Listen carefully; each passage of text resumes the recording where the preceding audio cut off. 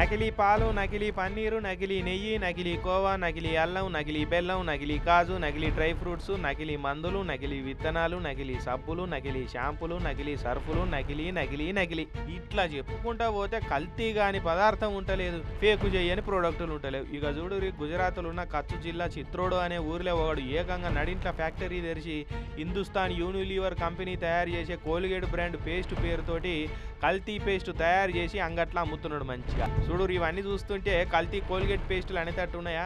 పేరు కానుంచి ప్యాకింగ్ డబ్బా దాకా అన్నిటిని పర్ఫెక్ట్గా ఫేక్ చేసిరు. అడవైన కెమికల్స్ అన్ని వాడి ఇంట్లోనే మిక్సర్ మిషన్ పెట్టుకొని ట్యూబులలో నింపి పేస్టును తయారు చేస్తున్నారట బద్మాషిగాళ్ళు.